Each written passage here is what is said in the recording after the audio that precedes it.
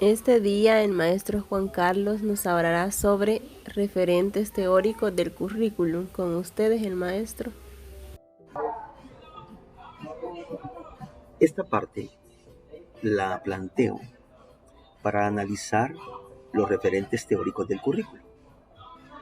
Estos referentes sirven de marco de referencia para enriquecer las propuestas curriculares, con las cuales vamos a concluir esta faena del diseño curricular. A veces se preguntan cosas que quizás a lo mejor se comprenden mal. Hasta el momento ustedes están haciendo un análisis crítico de los programas de estudio. Ese análisis crítico concluye con una cuestión de diagnóstico, pero esto a la vez da paso para la emisión de propuestas. Principalmente de eso voy a hablar ahorita, de la emisión de propuestas, sin antes que podamos nosotros reflexionar sobre los marcos de referencia. Para empezar, comencemos a hablar del problema central del currículo, que como se los evidencié la semana pasada, son correlatos que se van manejando dentro del punto de vista del currículo, porque no se trata solamente de emitir un diseño curricular para mejorar los contenidos de enseñanza-aprendizaje o plantear una novedad en la metodología. Son ante todo correlatos vinculados en pares para que se pueda analizar por dónde está la necesidad de realizar reajustes al currículo y sobre todo, o cambiarlo. En primer lugar, hay una relación entre individuo y sociedad. Les manifestaba que estas relaciones por lo general son relaciones conflictivas, relaciones que no atañen en términos globales al desarrollo individual de cada persona. Por lo general, el individuo se enfrenta a la sociedad, a una sociedad injusta, a una sociedad planteada por plagio, planteada por beneficios o beneplácitos de cuello blanco. Es muy difícil conseguir trabajo en situaciones adversas de esa naturaleza, pero así son las relaciones entre individuo y sociedad. Las relaciones no son siempre armónicas, sino que son desfavorables. Y el currículo debe recoger esos problemas que se derivan de este correlato. Segundo lugar, la relación de poder y saber. Aquí les indicaba que el poder lo maneja Michel Foucault y saber también, y él manifestaba que debe ir una pleca en vez de un guión, porque el poder implica manipulación. Poder significa manipulación y quien lo ostenta pretende manipular. ¿Y cómo se manipula? Con el fiel engaño del conocimiento. Es decir, con el conocimiento se puede engañar a un montón de personas y se le puede generar su emotividad. Poder saber. Ahora bien, Michel Foucault decía que el saber es una capacidad cognitiva de quienes no ostentan el poder. Por lo tanto, en vez de poner guión, debería ser una pleca. Pero ese es un problema central del currículo, que si no lo tiene, entonces está derivándose en problemas todavía peores cuando uno pretende estructurar un diseño curricular. Pero también hay igualdad de oportunidades. Y el término igualdad, oportunidad, son términos estadísticos, matemáticos, que generan el falso pensamiento o la falsa teoría de que en una sociedad como la nuestra hay igualdad de oportunidades. Edgar Morin hablaba de la desigualdad y por lo tanto la mejor propuesta para la oportunidad es la diversidad de oportunidades. Pero todo esto debe asumirlo el currículo, porque de lo contrario estamos hablando de que es un currículo que no ha hecho un análisis de la realidad nacional. La igualdad de oportunidades debe verse como diversidad para poder atender la individualidad. Es decir, a la persona que necesite más, hay que ayudarle más. Y la que necesite menos, pues menos. En eso está basada la diversidad de oportunidades. Pero una cuarto problema central del currículo es la relación entre ciudadanía e intelectualidad. Ciudadanía, el hombre ciudadano. ¿Desde cuándo se es ciudadano? Es decir, ¿qué característica debe cumplir una persona ciudadana? ¿Será un niño o alguien que acaba de nacer? ¿Qué es lo que dice la Constitución? En las discusiones que se han ido vertiendo, el derecho, las ciencias jurídicas, plantean algo distinto, porque es una construcción social, las leyes, de lo que dice la psicología o lo que dice la biología. Pero como sea, hay que preparar al ciudadano a temprana edad. Es decir, en los niños se pueden ir generando los valores morales, los valores humanos que son necesarios que toda profesional pueda ostentar al momento de estar recibiendo una formación académica. Pero también tenemos la intelectualidad. Y es que no se puede generar una nueva sociedad sin intelecto, sin capacidad cognitiva. Pero es que en ciudadanía encontramos una dimensión emocional. Porque para ser ciudadano de una ciudad, como digo Cantinflas, necesitamos realmente amarla. Amarla, amar al prójimo, tener la capacidad de comprometerlo por el otro, como dijo Adela Cortina. Un quinto problema es la relación entre Estado y escolarización. Es decir, ¿cuántos niños entran en la escuela? Se está cubriendo la mayor parte de la niñez a la escuela. ¿O qué es lo que se está haciendo en realidad? Es decir, el Estado tiene una misión, hacer cumplir la ley, donde dice que la educación es un proceso inherente a la actividad humana. Y si es inherente, no se le niegue esa formación. Pero aquí hay otros tipos de problemas. Los problemas de la economía, que ante todo están disminuyendo este problema de la escolarización. Entonces, por eso es que estamos hablando de la relación Estado-escolarización. Y por supuesto, academia-progreso. Academia, la responsabilidad de la universidad. Las universidades son ante todo las instituciones que tienen que ver con el progreso de un país. Es decir, los futuros profesionales, las personas que hacen negocios, las personas políticas, las personas que tienen cargos públicos, los grandes economistas han pasado por la universidad. Entonces la universidad tiene en este caso la misión de ser portadora de una visión intelectual, de una visión actitudinal para un nuevo país. Estos son detalles que se los presento. Objetivo de la jornada. Vamos a reconocer la importancia de los referentes teóricos, porque una propuesta curricular se enriquece por referentes teóricos. ¿Y qué más? Para poder ser diseminadas en las prácticas educativas. Hay algo que sí debemos de tomar en cuenta, la exigencia. Toda propuesta curricular que se haga debe estar basado en una característica de todo tipo de currículum, la exigencia.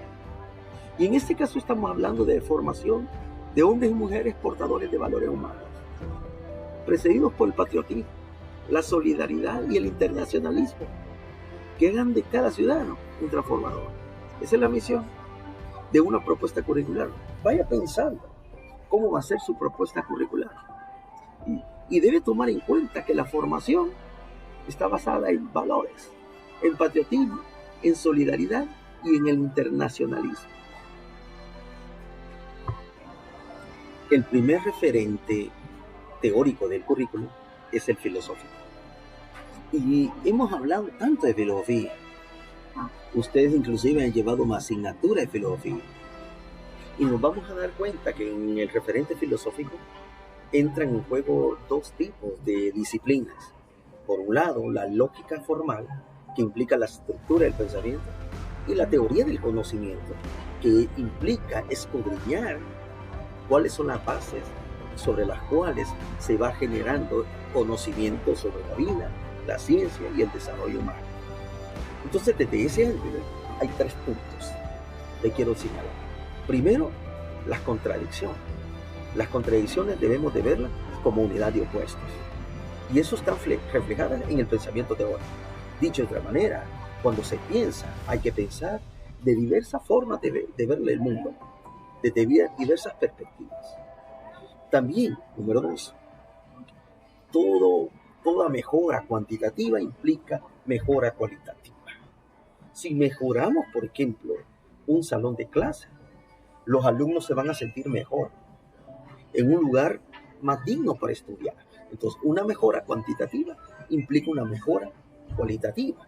Es decir, si se supone que estamos mejorando, tenemos más materiales didácticos, significa que vamos a mejorar nuestras clases, se supone. Entonces, una acumulación cuantitativa implica transformaciones cualitativas. Ese término avisora implica. Número 3, reorganizar lo ya conocido, pero con lo nuevo. Es decir, se trata de dar el relevo sustancial a la nueva generación, pero hay que organizar lo que tenemos actual.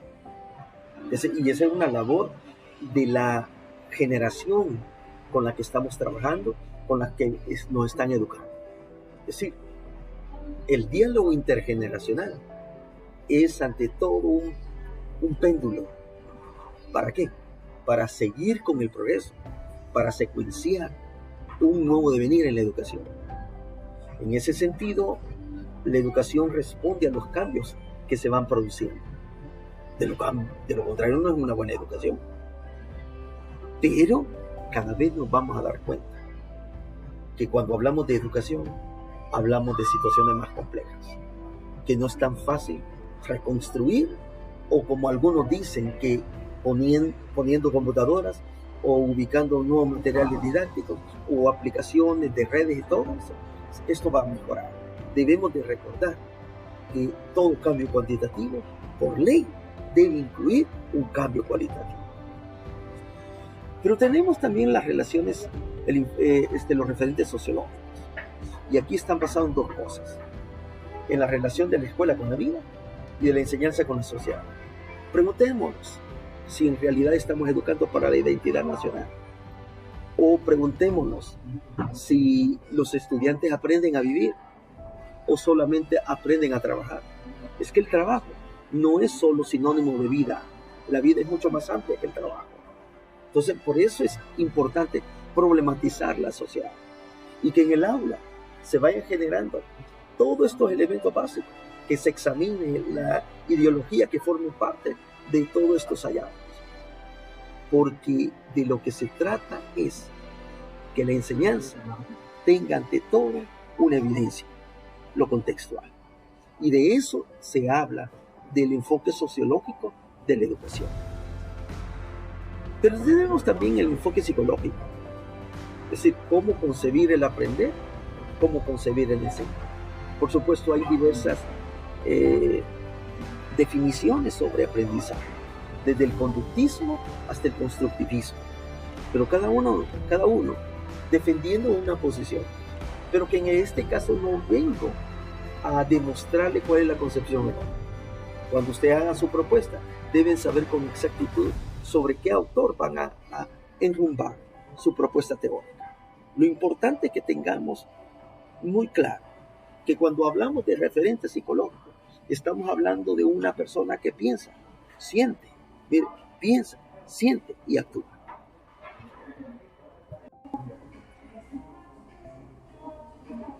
El referente psicológico realmente antepone la importancia de vincular lo intelectual con lo emocional, porque ese es el ser humano.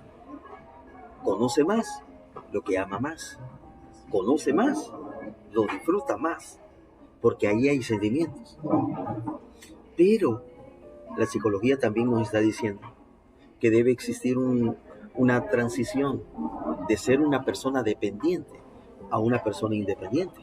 Es que de lo que se trata es de la autorrealización, de lograr realmente todos estos elementos claves para que el sujeto pueda valerse por sí mismo. Y esa es la tendencia de la psicología. Por eso estamos hablando como número 3 del proceso activo de descubrimiento, porque antes de ser profesional se debe educar la persona en participación, en colaboración, para interiorizar. Necesitamos una nueva psicología, una psicología que en realidad demande nuevos horizontes en la formación. Y eso tiene que ver con mi individualidad. No estoy hablando de individualismo, sino de individualidad. Referente epistemológico, o sea, marcado por el conocimiento, está ligado a la cuestión de la filosofía. Pero esto tiene que ver con la disciplina, con la ciencia. Y le voy a plantear en este momento 2 cosas. En realidad, hasta en la actualidad, las disciplinas están organizadas de forma multidisciplinaria. Pero el término multidisciplinario significa que no están organizadas de forma integral. Es decir, cada ciencia jala por donde ella considere pertinente. Si observa esta imagen, física tiene sus materias, química sus materias, matemática y lenguaje, cada uno defendiendo su acervo disciplinar. Por eso que los alumnos a veces no hayan que hacer. Es decir, algunos defienden que quieren ser físico y le ponen más cuidado a la física, otros a la química y descuidan las áreas de las sociales o viceversa. Pero es porque así trabajamos de forma multidisciplinaria. O sea, se evita la relación entre las disciplinas. Este es el primer planteo que les hago. Segundo, la interdisciplinariedad. Si usted observa en el esquema, se necesita de la integración de las diversas ciencias, de la cooperación entre 2 o más disciplinas y por ende la cooperación entre los profesores. Porque un contenido puede ser abordado por diversas concepciones, por diversas disciplinas o por el cruce entre ellas. Y eso nos va a generar mejores conceptos sobre la vida, porque el conocimiento, la realidad, no puede estar fragmentada, así como lo ha hecho creer la concepción positivista de la investigación.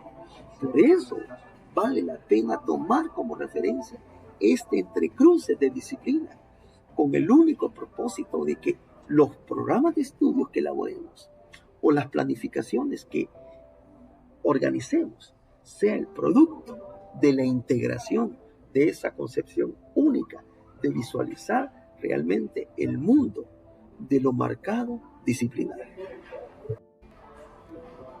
Bien, vamos con el último referente teórico. Es el pedagógico. Aquí estamos hablando de pedagogía. Aquí estamos hablando de una concepción de educación. Aquí estamos hablando de una concepción de escuela, de universidad, como centro cultural. La pregunta es, ¿cómo hacer que nuestras escuelas sean centro culturales? Porque en un centro cultural se respira la socialización de una sociedad, la interacción entre las personas. Pero ¿cómo teorizar el significado de pedagogía? Hay 3 tendencias: la positivista, la neopositivista, que es la moderna, y la sociocrítica, o la del sur, que estamos tratando de ir construyendo o reconstruyendo. Pero si nosotros no nos ponemos a pensar en pedagogía, no es posible pensar en un referente teórico que pueda garantizarnos que el diseño curricular que se pretende estructurar realmente responda a una tendencia. Los programas de estudio se mueven en la dinámica de una orientación hacia el empleo o de una orientación a escudriñar el verdadero problema o el problema central del currículo. Sí, para poder atender el problema central del currículo se necesita de de asumir una tendencia de pedagogía, que a su vez nos da una tendencia didáctica, con la cual garantizamos el significado de enseñanza. Pero esta didáctica puede tener tres formas: un heteroestructurado, un autoestructurado, con los cuales yo les voy a invitar a que vean los videos que están ahí abajo pueden verlo ustedes, y tienen que hacerlo antes del jueves. Aquí está. Esta es la parte. Este es un video, están en orden, y este es el otro video. Con lo cual, realmente se afinca la idea de cómo concebir la didáctica. Por supuesto, los métodos de selección hacen que pueda concretarse esta tendencia de pedagogía. Es decir, hay un rol del docente que debe estar amarrado en esta concepción. Hay un rol de métodos, hay una concepción de métodos de enseñanza que deben estar fundamentados, afincados en este significado. Esta es la invitación. No solo nos quedamos con el referente filosófico, el psicológico, el sociológico, o en este caso el epistemológico, sino que es importante asumir el pedagógico, porque se trata de construir una concepción de educación.